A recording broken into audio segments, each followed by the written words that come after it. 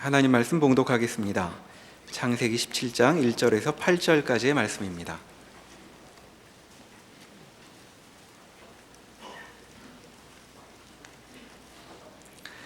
아브라함이 99세 때에 여호와께서 아브라함에게 나타나서 그에게 이르시되 나는 전능한 하나님이라 너는 내 앞에서 행하여 완전하라. 내가 내 언약을 나와 너 사이에 두어 너를 크게 번성하게 하리라 하시니 아브라함이 엎드렸더니 하나님이 또 그에게 말씀하여 이르시되 보라 내 언약이 너와 함께 있으니 너는 여러 민족의 아버지가 될지라. 이제 후로는 내 이름을 아브라함이라 하지 아니하고 아브라함이라 하리니 이는 내가 너를 여러 민족의 아버지가 되게 함이니라.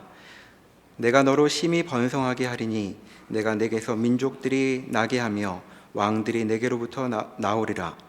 내가 내 언약을 나와 너 및 내 대대 후손 사이에 세워서 영원한 언약을 삼고 너와 내 후손의 하나님이 되리라. 내가 너와 내 후손에게 내가 거류하는 이 땅 곧 가나안 온 땅을 주어 영원한 기업이 되게 하고 나는 그들의 하나님이 되리라. 아멘. 창세기 16장과 17장 사이에는 13년이라고 하는 시간차가 있습니다. 16장 16절에 보시면 아브라함이 86세로 나오고 있고 17장에 보시면 하나님이 아브라함 99세 때에 찾아오십니다. 이 13년이라고 하는 시간이 흐르는 동안 아브라함에게 고착화된 것이 하나 있습니다. 그것은 이스마엘을 약속의 후사로 생각하고 스스로 만족해하고 있다는 사실입니다. 이스마엘을 약속의 후사로 생각하는 이유는 아브라함이 자기에게서 하나님의 약속이 성취될 가능성이 없어졌다고 보았기 때문에 그 대안으로 내놓은 생각입니다. 하나님은 창세기 12장에서 아브라함을 찾아오셔서 내가 너로 큰 민족을 이루고 네게 복을 주어 내 이름을 창대하게 하리니 너는 복의 근원이 될지라 이렇게 말씀을 주셨습니다. 이 하나님의 약속이 성취되기 위해서는 제일 먼저 이루어져야 할 일이 약속의 아들을 얻는 것입니다.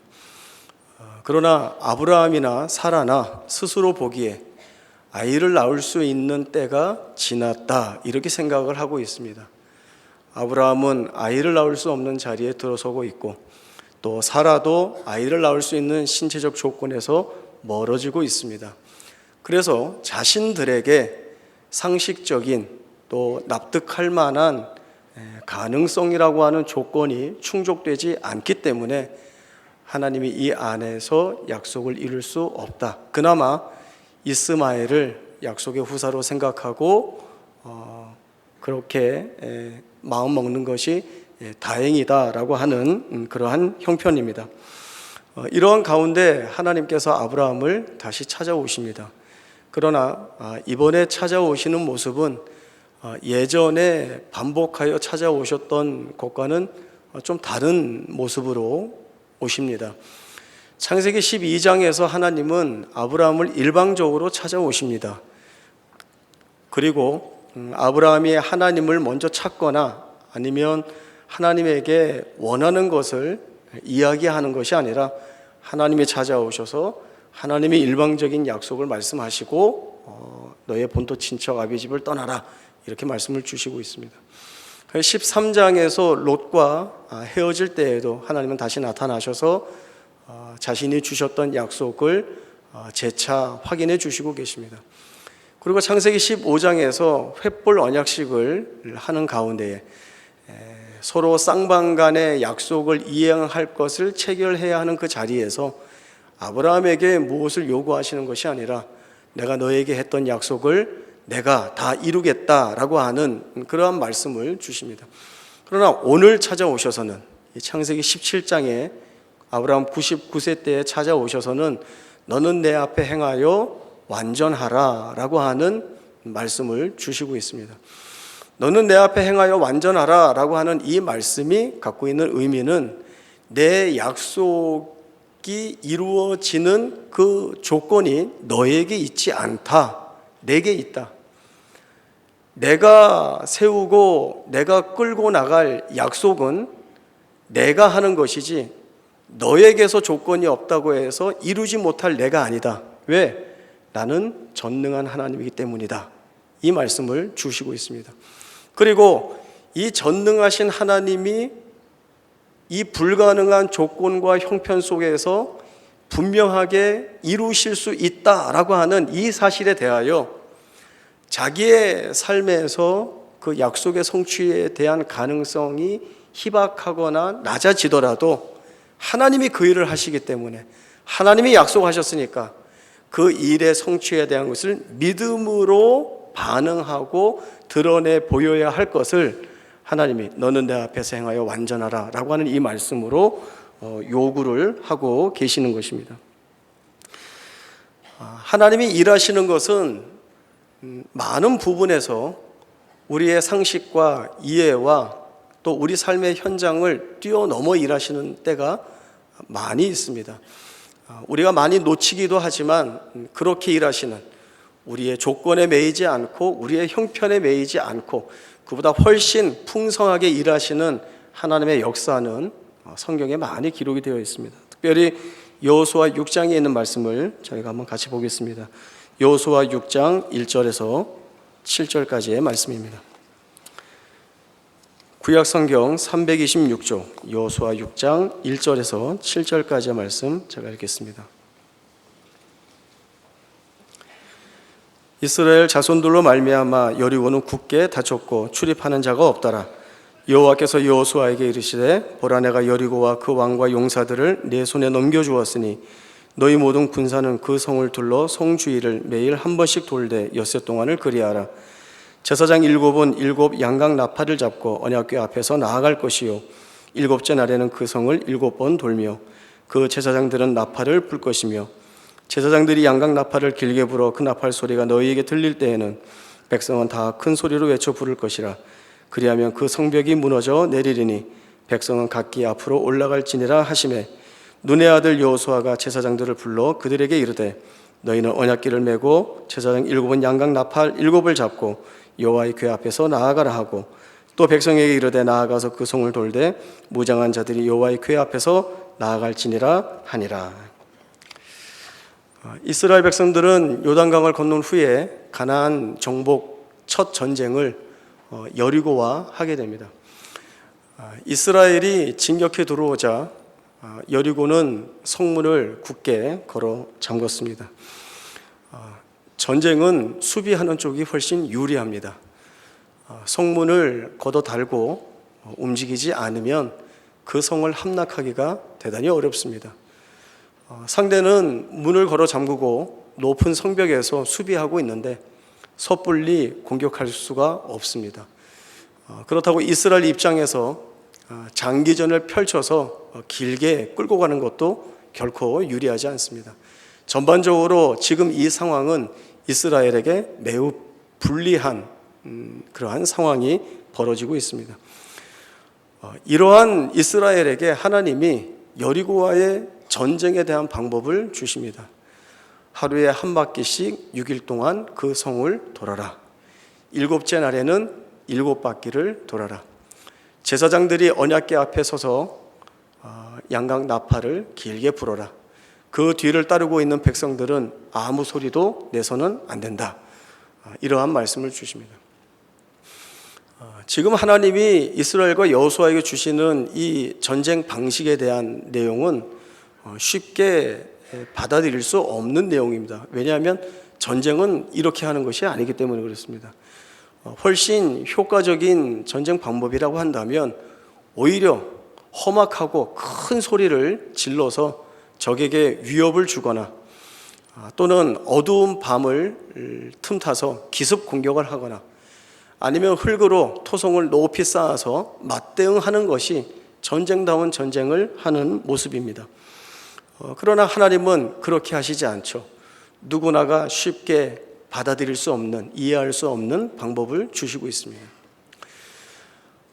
여리고 성과의 전쟁이 갖는 중요한 의미가 있습니다.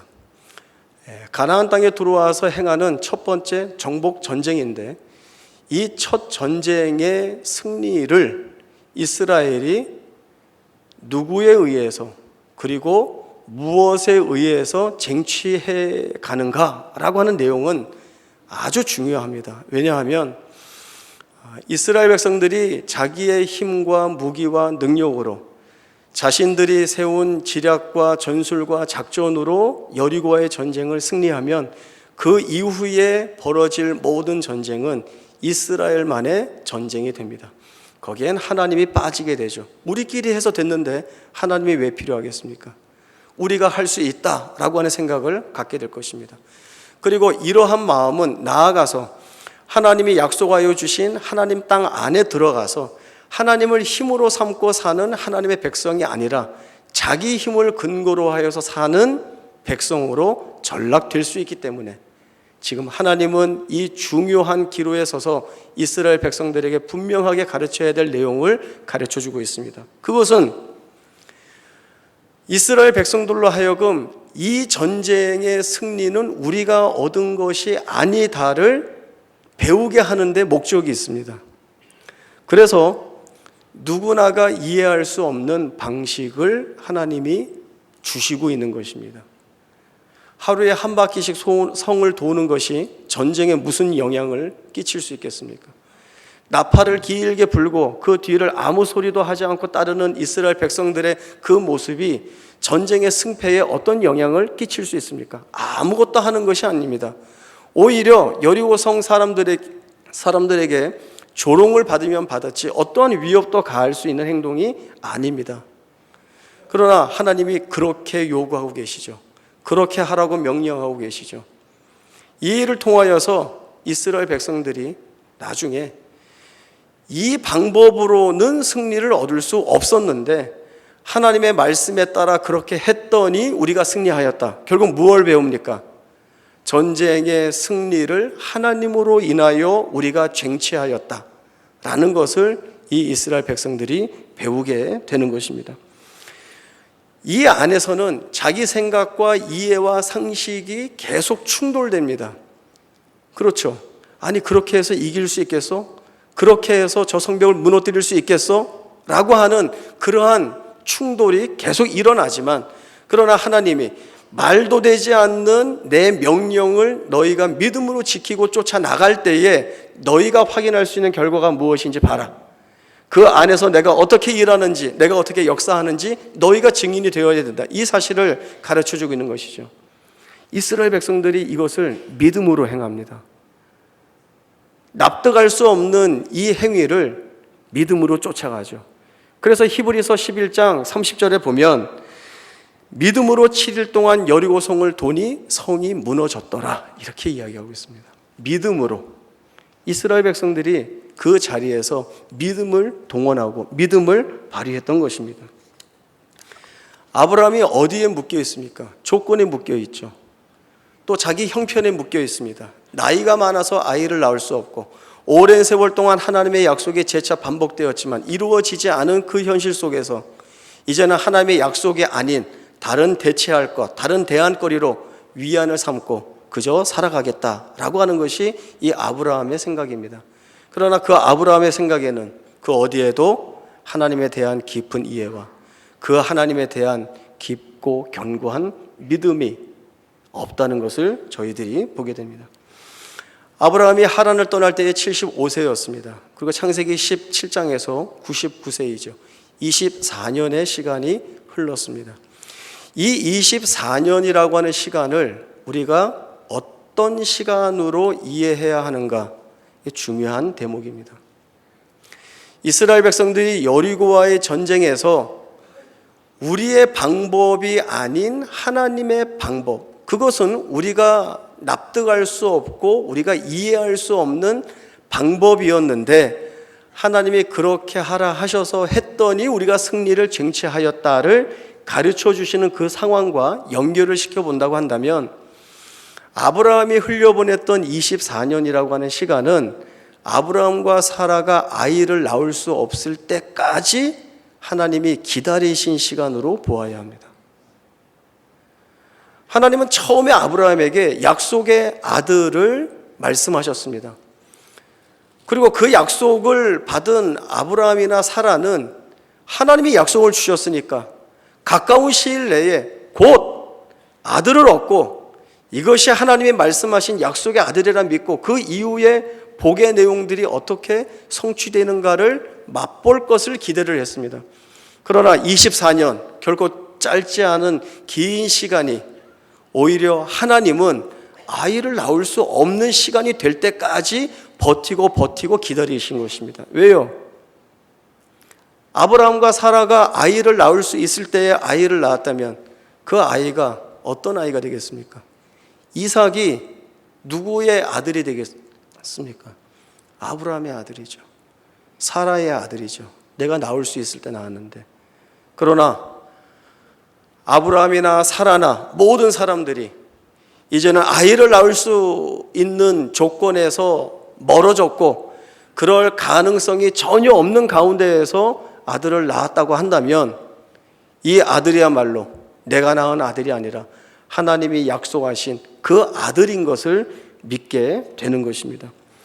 그래서 이 24년이라고 하는 이 시간은 결단코 아무것도 하지 않거나 그 어떠한 것도 성취되지 않거나 무의미하게 흘려보내는, 아니면 속상해하고 마음 아파하고 절망하는 상실감을 갖는 그러한 시간이 아니라 하나님의 약속의 때를 다듬어내시고 만들어내시기 위하여서 일하시고 준비하시고 역사하신 시간이라는 내용으로 보아야 하는 것입니다.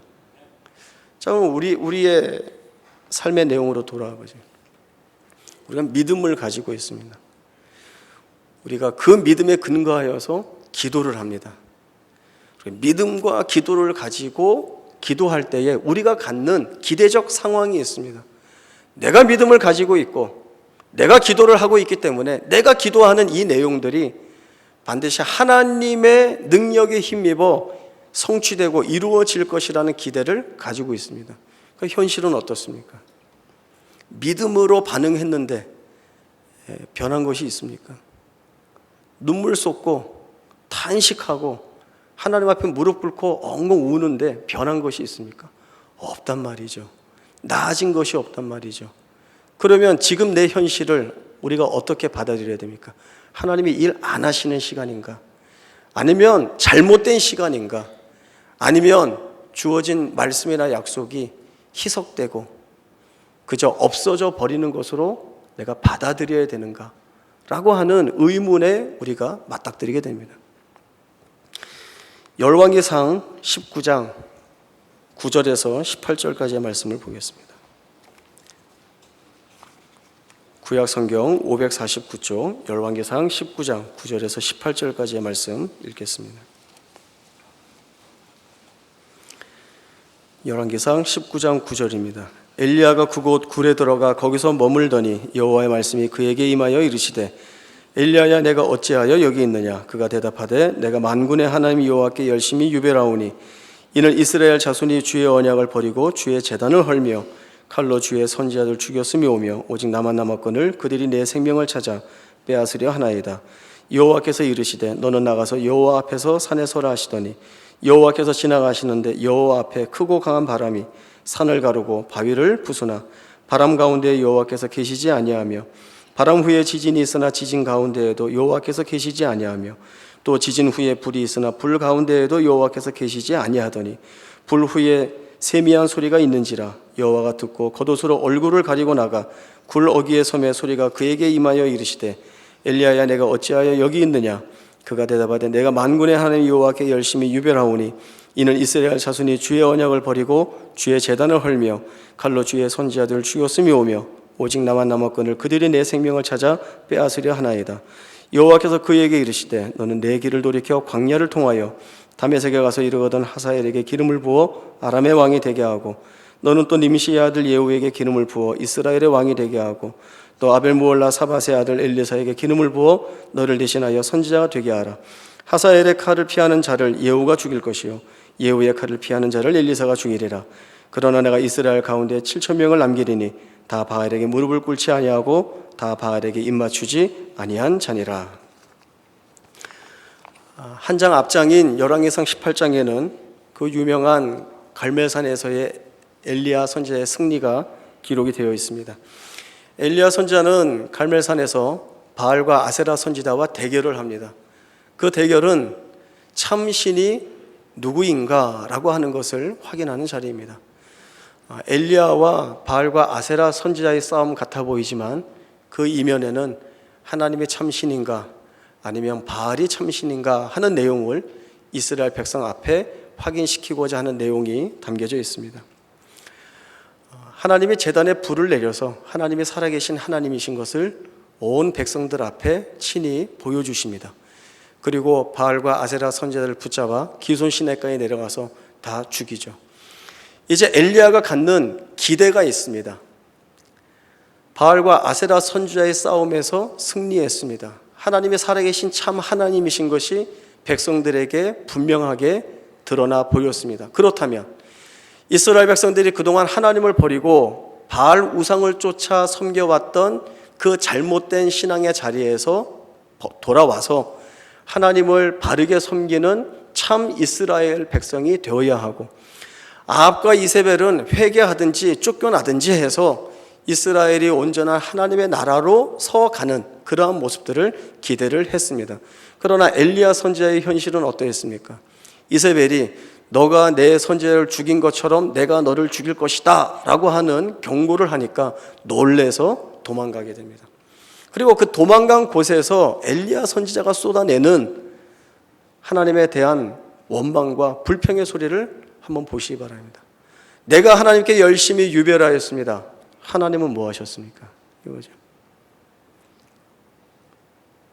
주의 백성들이 언약을 깨뜨리고 제단을 헐고 칼로 주의 선지자들을 다 죽이는데 하나님 뭐 하셨습니까? 이제 다 죽고 나만 남았는데 하나님은 이제 뭐 하시겠습니까? 이걸 묻는 거죠. 이제 하나님이 나타나셔야 됩니다. 우리가 보통 생각하는 하나님이 나타나시는 그 모습이라고 한다면 훨씬 극적이고 놀라워야 합니다. 초월적인 하나님이 평범하게 나타나시는 것은 어울리지 않죠. 그래서 큰 바람 가운데에 산이 무너지고 땅이 갈라지고 지진이 일어나고 불이 일어나고 천둥과 번개가 치는 가운데 하나님이 짠 하고 나타나셔서 하나님이 해주실 말씀을 해주셔야 되는데 거기에 안 계시다는 거예요. 하나님이 그런 식으로 나타나지 않는다는 거예요. 그러니까 어디에서 하나님의 음성을 듣습니까? 세미한 음성으로 하나님이 찾아오시죠. 그리고 그 엘리야 선지자의 질문에 사실은 어울리지 않는 답을 하나님이 하시고 있습니다. 너는 다메섹에 가서 하사엘에게 기름을 부어 아람의 왕이 되게 하고, 예후에게 기름을 부어 이스라엘의 왕이 되게 하고, 엘리사에게 기름을 부어 너를 대신하여 선지자가 되게 하라. 하사엘의 칼을 피하는 자를 예후가 죽일 것이요 예후의 칼을 피하는 자를 엘리사가 죽이리라. 내가 7,000명을 남기리니 다 바알에게 무릎을 꿇지 아니하고 입을 맞추지 아니한 자니라. 이 말씀을 주십니다. 앞으로 하나님이 해 나가실 일들을 굉장히 상세하게 조목조목 말씀을 해 주시고 있습니다. 이게 무슨 내용인가요? 모든 일은 내가 결정하고 내가 뜻하고 내가 이룬다. 너희에게 조건과 형편이 있는 것이 아니라 내게 있다는 것이에요. 너희가 붙잡고 있는 조건과 형편이 충족되어야 하나님이 일하실 수 있다가 아니라 그것이 다 무너지고 없는 가운데에서도 내가 원하면 내가 일을 할 수 있다. 왜? 나는 전능한 하나님이기 때문이다. 이 말씀을 주고 계시는 것입니다. 주어진 약속이 성취될 가능성이 희박해져 갈 때 아브라함이 느꼈을 상실감이나 절망감 컸을 것입니다. 아무것도 이루어진 것이 없어 보이는 지금 자기의 현실은 어쩌면 피하고 싶은 현실일 수도 있었을 것입니다. 우리의 현실도 이와 방불하다고 말씀을 드렸습니다.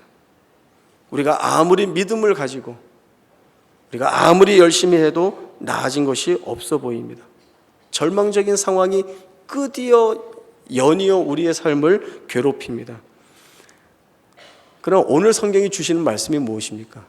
거기가 정상이라는 겁니다. 원래 그렇다는 거예요.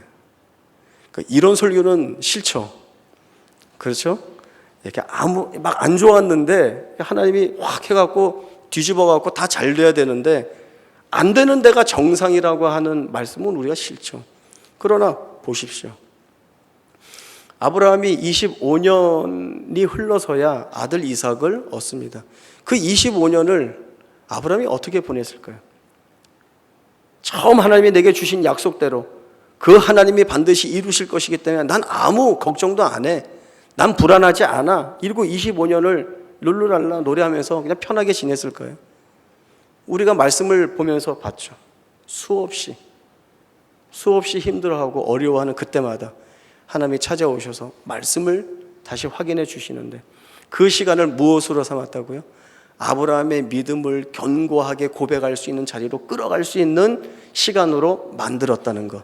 그것은 그의 생애에 하나님이 동행하고 계셨고 그가 힘들어할 때마다 약속을 확인시켜 주심으로 인하여서 하나님이 이 약속을 반드시 이루실 것이라고 하는 믿음을 계속 그에게 불어넣어 주시면서 마침내 하나님이 일하실 때가 되어서는 너의 믿음을 삶으로 내 앞에 증명해라.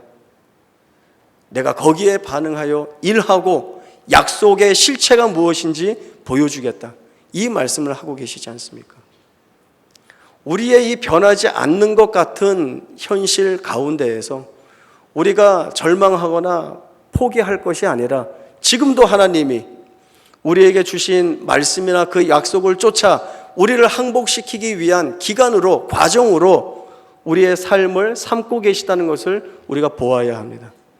그리고 거기에 대하여서 하나님에 대한 깊고 견고한 믿음을 놓치지 않고 비록 내가 이해할 수 없고 내가 납득할 수 없고 내가 받아들일 수 없는 조건들로 내가 둘러싸여 있지만 그러나 이러한 조건으로 하나님이 일하시는 것이 아니라 하나님이 일하시면 일하시는 거니까 그 하나님에 대한 믿음으로 내가 반응해 나가리라 라고 하는 이 고백을 이끌어내시는 자리까지 하나님이 우리를 끌고 가시는 중이다 라는 믿음의 내용을 가지고 어제도 그러했고 오늘도 그러했고 내일도 그러할 형편없는 이 삶의 자리를 우리가 지켜나가야 되는 겁니다. 저는 조마조마한 상황이 있습니다. 그게 뭔가 하면 어떤 집사님이 저에게 목사님 설교 생각하면 두 가지가 생각이 납니다 그러시더라고요. 하나는 격주, 하나는 아브라함의 심정. 이게 이제 잘 모르시면 지나봤던 설교를 다 들어보시면 알 수가 있습니다.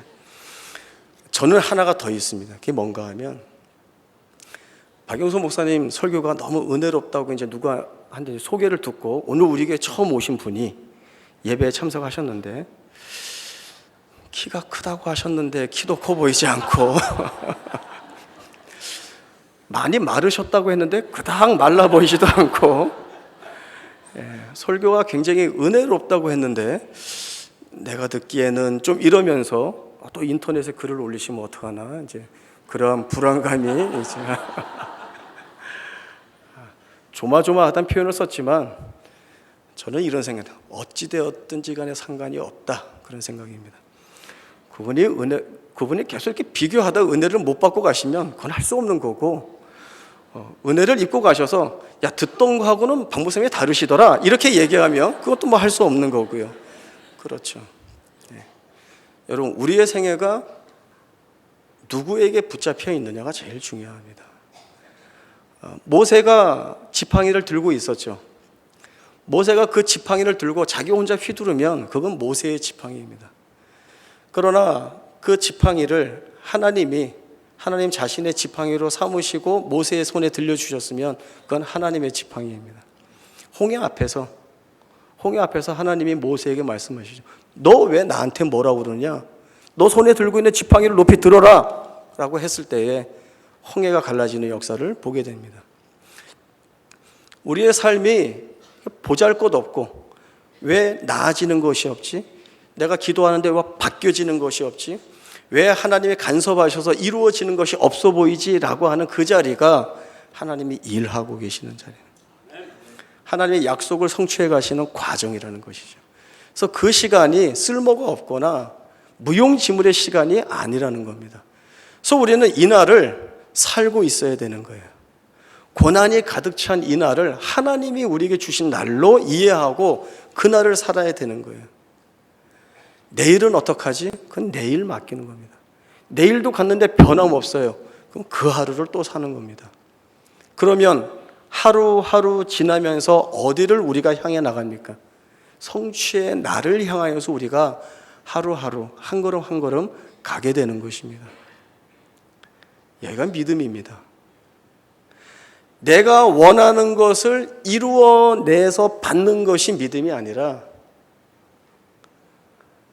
바뀔 것 같지 않은 이 상황 속에서조차도 내가 빨리 털어내고 싶은 이 힘들고 어려운 나날들 속에서조차도 여기가 하나님이 나를 붙잡고 계시는 자리, 여기서 뒤집어낼 무엇을 만들어내시는 자리로 보고 나아가는 것, 이것이 너는 내 앞에서 행하여 완전하라 라고 하신 하나님의 말씀에 대한 정당한 반응입니다. 그리고 여기가 고통의 자리, 낙심의 자리, 절망할 수밖에 없는 자리가 아니라 복의 자리입니다. 왜? 하나님이 함께 하시는 자리라고 했잖아요. 하나님이 함께 하시는 자리는 그 자리가 어떤 모양, 어떤 형편, 어떤 처지이든지 간에 거기는 복의 자리입니다. 복된 자리입니다. 우리 모두가 이 복된 자리에 서 있습니다. 감사하며 찬송으로 나아갈 수 있기를 바랍니다. 기도하겠습니다. 하나님 아버지 은혜를 감사합니다. 우리가 하나님께 감사의 기도를 올리는 것은 하나님께서 우리를 놓치지 않고 계시고 우리 안에서 일하고 계시기 때문입니다. 때로 우리가 묶여있는 조건과 형편으로 인하여서 하나님이 우리에게 주신 말씀이나 약속이 성취될 수 없다라고 하는 그러한 생각을 갖는 연약할 때가 있습니다. 하나님, 그럴 때마다 우리에게 은혜를 더하여 주시어서 하나님이 일하고 계시고 준비하고 계시고 역사하시기 때문에 우리가 여기를 견디고 이기고 나아갈 수 있으리라라고 하는 다짐들을 주 앞에 올릴 수 있도록 우리의 심령을 주장하여 주옵소서. 여일하신 하나님이 우리와 함께 하신다는 이 사실이, 그리고 이 자리에 세움 받는 것이 복인 것을 알고 이 자리 감사와 찬송으로 지키며 나아갈 수 있는 우리 모두가 되게 하여 주옵소서. 승리하게 하옵소서. 거룩하신 예수님의 이름으로 기도하옵나이다. 아멘.